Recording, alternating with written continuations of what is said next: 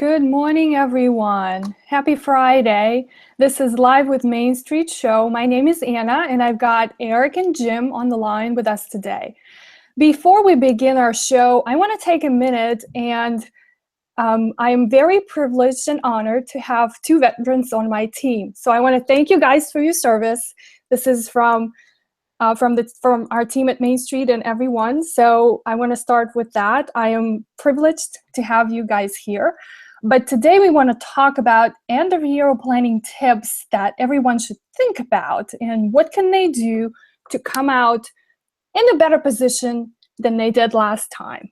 So we want to start by looking at what did you do last year? What didn't you do? What kind of goals you've set up? And what could you do better going forward? So Eric, do you care to comment about SMART goals? We hear this term a lot. So what does that mean to set SMART goals, and how do you actually stay accountable to yourself of keeping those SMART goals? That's a really good question. So the SMART is an acronym. It stands for specific, measurable, attainable, or achievable, realistic, and timely.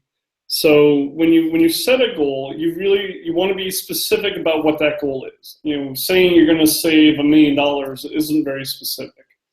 But saying that you want to be out of debt by 2020 by paying an additional $200 or $300 towards your debt every month, that's a very specific goal. It's very, very realistic if you can afford it given your budget. Timely, so now you've set a date that you're going to hold yourself accountable to, saying by 2020 I want this paid off. So now you have an end date in mind. And that's what you want to, when you are thinking about a goal to set or a New Year's resolution to set, you need to ask yourself those questions. Am I very, very clear on what this goal is? Is this something I can commit to and I really believe in? Or is this something I'm doing because everybody else is doing it and I probably should, even though I don't really feel like it's what I want? Because if you don't feel like that's what you want, you're not going to continue. For lack of a better term, you need to be married to it. You really need to say, this is what I want to accomplish. And I'm going to do whatever it takes to accomplish this if I do nothing else in 2017. So that's what I recommend to my clients is, identify a goal, make sure it's something that you really are connected to, really, really firmly believe in, and don't do it just because you think it's what I want to hear. Do it because it's what will matter to you, what will have a significant impact to you, because when things go wrong, and they will, this is life, when things go wrong and life isn't going exactly as you planned, if you're really committed to it, you'll stick with it. But if you're saying you're going to go to the gym every day, and then the first couple days it's raining or snowing and you don't want to go out, so you don't go, guess what? You stop going. And by June, that whole idea of going to the gym for the whole year, what's the point? So it's something that you really need to make sure you're committed to and you really, really believe in. That's what I believe in for SMART goals and making a goal strategy or setting a goal or a New Year's resolution for the new year. Right. And I also want to comment on this a little bit. For me personally, and I think for a lot of people, especially when it has to do with finances, you need to have a person who you can be accountable to. It may not be somebody you have to talk to every day or every month, but it is somebody you could check in with. It could be your significant other, right? And especially if it's a plan for a couple, the two have to be on the goals, right, in order for everything to work out. So that's a great point. Having an accountability partner is huge. Somebody that you can check in with, and and it works really well. To your point, if you're not married or you don't have a significant other, somebody else that has a goal. It doesn't have to be the same goal, but somebody else that has a goal, so you can hold each other accountable. That's a great point, Anna. Yes, and also remember your financial planners, because they are supposed to be on your side for achieving your goals, especially your financial goals. And we are. So I just wanted to point that out, because I think sometimes this side of our job is not well understood, what we actually do for our clients. Yes, we do crunch numbers. Yes, we're going to talk about the technical stuff. Jim is going to do a good job on that. But in real life, we're here to help you achieve your goals. So I'm glad we started on this point. So let's switch gears a little bit and talk about more technical aspects of what should be done, or what kind of steps can you take to have a great year end. So Jim, do you care to comment about things like, is there something we have to think about as far as our taxes go? Retirement plan contributions, there's a laundry list of things that everybody goes through. So what are some top ones you can tell us about? Well, good morning, everyone. You know, I focus it this way, Anna, and viewers and listeners, into the use it or lose it area when it comes to end of year planning. And most of those things have to do with taxes, but not all of them, but most of them. Charitable deductions, if you itemize, are really important at the end of the year, because if you don't make those donations in time, then the calendar flips over to January and you've missed an opportunity. So appreciated stock and gifting that is very important. And Anna, as you know, and Eric, we have a number of clients that have appreciated stock. And I try to encourage everyone, viewers, listeners, and clients, that if you're going to give somebody a donation and it's $500 or more, that's a good line to set, then why not give that organization, as long as it's a qualified 501(c) organization, why don't you send them appreciated stock or appreciated mutual funds, avoid the capital gains, but still get the fair market value deduction on your tax return.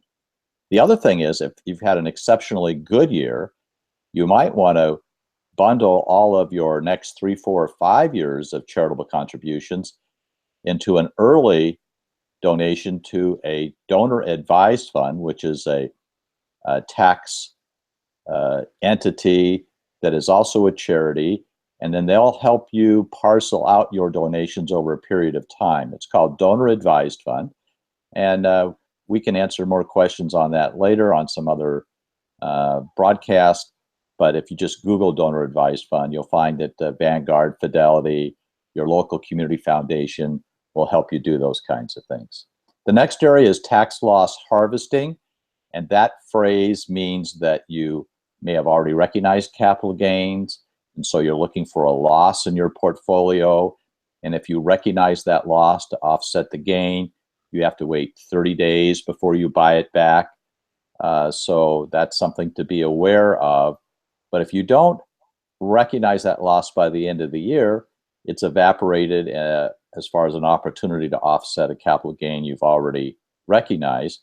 If you have a lot of capital gains and some losses in your portfolio, maybe it's time to recognize an equal amount of gains and losses to raise what effectively is your cost basis. And therefore, when you go to sell in the future, you'll avoid more taxes. The third area is deductions. Everybody likes to have deductions. Some of those deductions, of course, phase out if you're in the higher income level, so you have to be careful of that. But you can sort of pay forward early your property taxes and your state income taxes. But I want to warn people to calculate the alternative minimum tax implications of that, so they don't really try to save on one hand and end up sending money to the government on the other hand.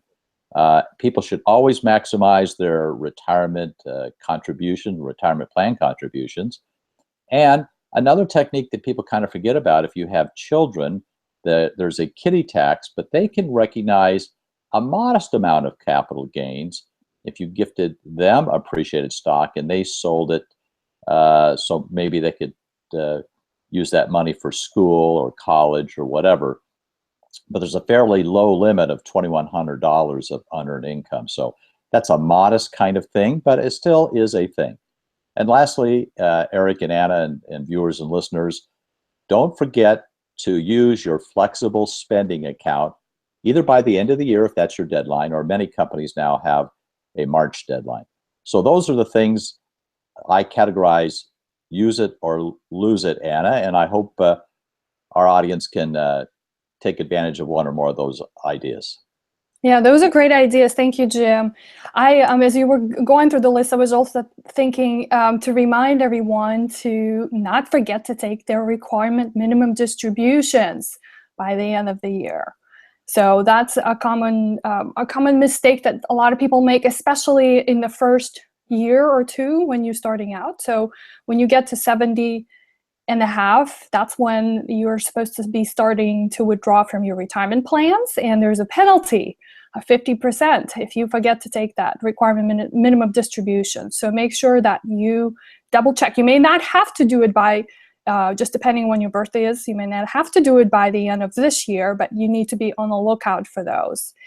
I wanted to cover two other areas where I think there is an opportunity right now before the end of the year to make some changes. Many companies offer something called an open enrollment season in the month of October, November, maybe even into the December. And that's when, if you work for a company, you have an option to change or review or update your benefit selections. So whether it's health insurance plan, life insurance, disability, or whatever the package is offered to you, you have an opportunity to look through and pick the best choices. Now, the one that I want to make a more emphasis on right now is the health insurance. So make sure that you are satisfied with your health insurance plan. And if there's going to be changes, and I've heard from a few clients already, and personally, I have been already notified that I'm going to have a 20% increase in premium for next year. So whether it's an open enrollment season or you have to buy health insurance on your own, make a decision. Do you want to keep that plan and continue paying higher premium? Or could you change the plan and maybe have less of the benefits for next year so that you can be on budget with the premiums? So that's a big one on my agenda, and I suggest everybody looks at that as well. One other sort of interesting employee benefit that I want to remind everybody of, and I'm seeing more and more of it, and it may be that because I'm in the Silicon Valley, that's the area where there's a lot of cool employee benefits exists because there's a lot of competition. But what I'm talking about is legal plan. Right? We are always talking, as financial planners, we're always talking to our clients about making sure you've got your estate planning documents done. Okay? Very basic things like a will, a durable power of attorney, and then healthcare directive form. So the legal plan is not the best tool to get those done, but if it's a step that's going to get you closer to there, I'd like you to take a look. So a lot of companies offer a legal plan. It has all kinds of other benefits that you can benefit from, but a lot of times you can get just a basic set of documents done, and it does not cost you as much. Now, we would love for you to go to see an estate planning attorney, but if that's not going to happen anytime soon, at least take a look at if you get a legal plan as part of your employee benefits options.